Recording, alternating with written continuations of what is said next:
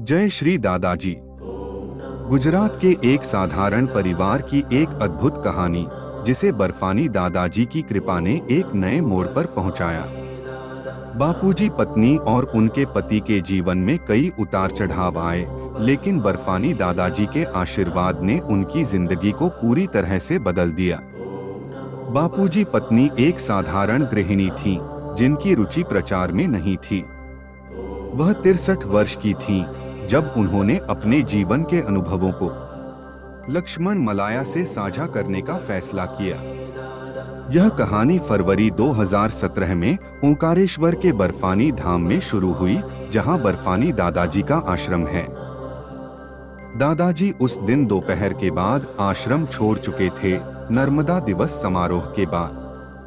उस दिन ब्रह्मर्षि बर्फानी दादाजी द्वारा लगभग 12,000 नारियल मां नर्मदा को समर्पित किए गए थे।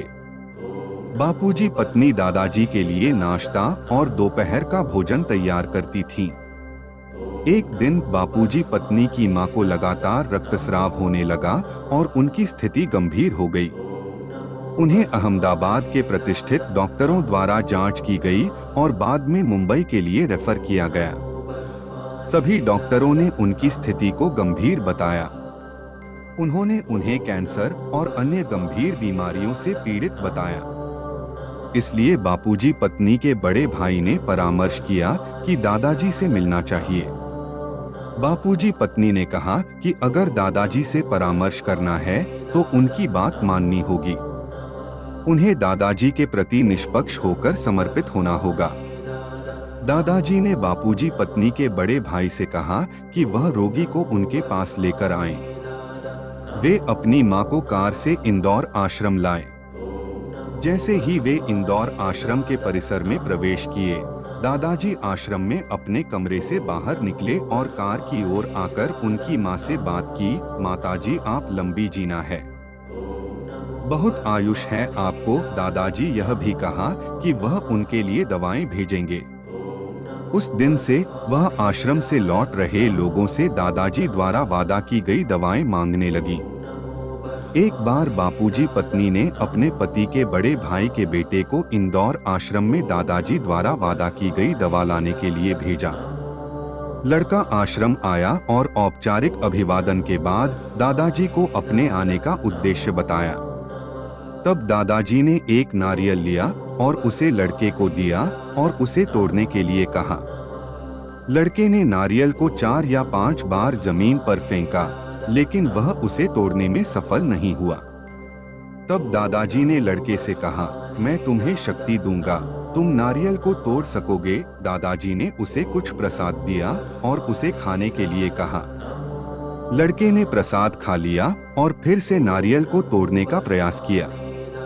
इस बार नारियल आसानी से टुकड़ों में टूट गया। दादाजी ने लड़के से कहा, अब तुम शक्तिशाली हो, तुम नारियल को तोड़ सकते हो। लड़के ने नारियल के टुकड़े इकट्ठा किए और घर ले गया। दादाजी ने उसे निर्देश दिया कि वह परिवार के हर एक सदस्य को नारियल का एक टुकड़ा दे और शेष दादी को दे। दादाजी के आदेशों का पालन किया गया और महिला 95 वर्ष की परिपक्व उम्र तक जीवित रहीं। बापूजी अपनी मां की मृत्यु के 1 साल से अधिक समय बाद मरे। बापूजी और उनकी पत्नी पहली बार ओंकारेश्वर बर्फानी धाम में दादाजी से मिले। लेकिन दादाजी से मिलने से पहले उनके गुरु ठाकुर बाई पाठक ने उनसे भविष्यवाणी की थी कि वे अपने सद्गुरु से मिलेंगे और वह उन्हें अपने शिष्य के रूप में दीक्षित करेंगे। उन्हें पहली नजर में ही गुरु मंत्र प्रदान किया गया था। इसके बाद वे दादाजी से मिलना जारी रखा। बापूजी की एक भतीजी बहन की बेटी थी, जिसने ब्रह्मर्षि बर्फानी दादाजी की एक तस्वीर ली और उसकी पूजा करती थी। एक दिन वह गंभीर कठिनाइयों में पड़ गई। वह अपने चाचा के पास मार्गदर्शन के लिए गई। उन्होंने उसे बताया कि वह नियमित रूप से तस्वीर के सामने पूजा करे और अगरबत्ती दिखाए। उसने उनकी बात मानी और समय के साथ उसके जीवन में आई सभी कठिनाइयां दूर हो गईं और जीवन सामान्य हो गया। जब दादाजी ने वर्ष 2013 या 14 अहमदाबाद में विजय पटेल जी के घर में पधारे तो वह अपने पूरे परिवार के साथ दादाजी से मिली और उनका आशीर्वाद प्राप्त किया। एक दिन बापूजी दादाजी से मिलने जाते थे तो उनकी बहन बापूजी पत्नी की नानंद उन्हें दक्षिणा देती थी जिसे दादाजी को देना था। उनकी श्रद्धा दादाजी के प्रति वर्षों से बढ़ती जा रही थी। वर्ष 1998 में बापूजी को अपनी नौकरी से सेवानिवृत्त होना था।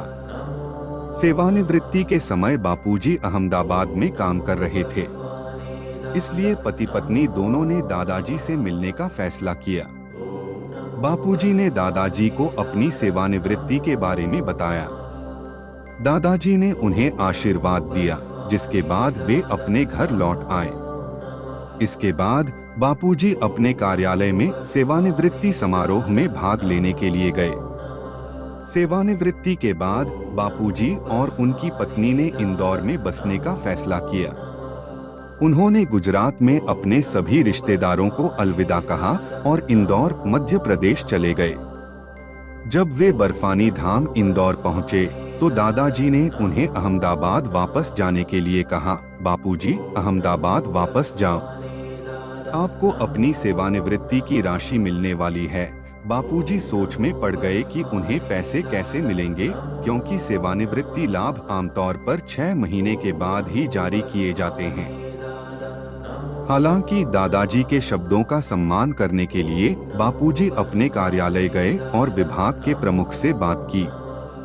अधिकारी ने बापूजी को बताया कि सेवानिवृत्ति लाभ प्राप्त करने में कम से कम 6 महीने लगेंगे। वह चिंतित दिखते हुए अपने कार्यालय से बाहर निकले।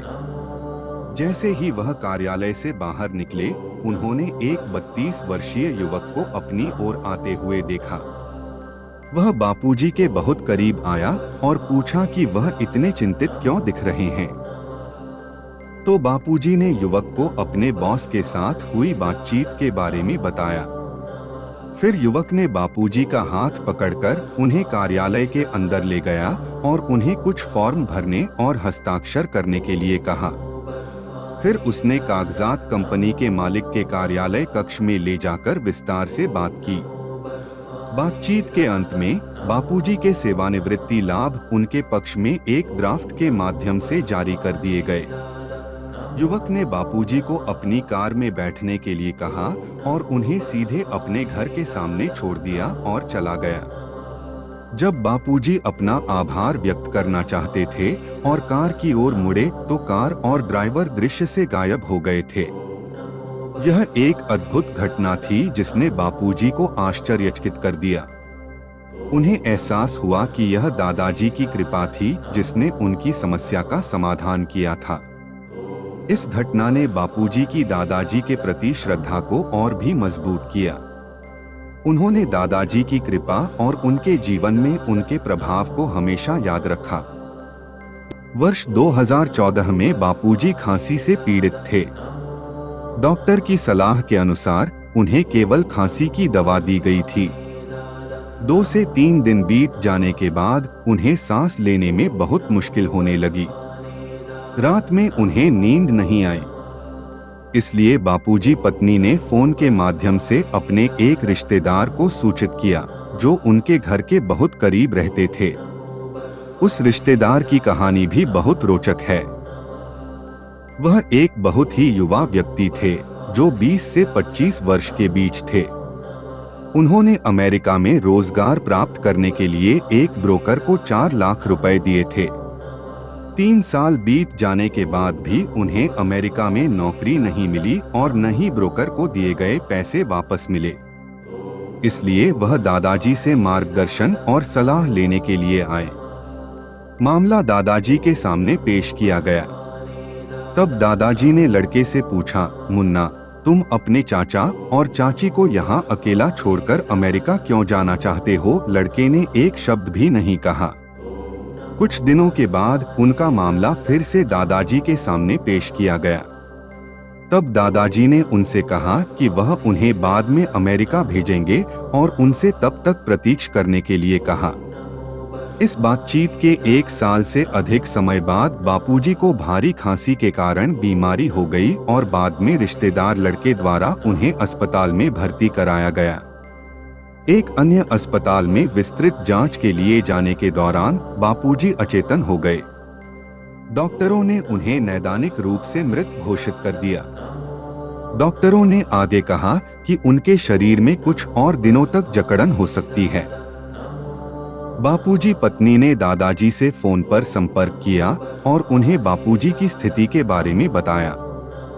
दादाजी ने उनसे कुछ और समय प्रतीक्षा करने के लिए कहा, लेकिन उन्होंने अपने शिष्यों को उज्जैन कुंभ मेले में बताया कि बापूजी की इस पृथ्वी पर भगवान द्वारा प्रदान की गई आयु समाप्त हो गई है।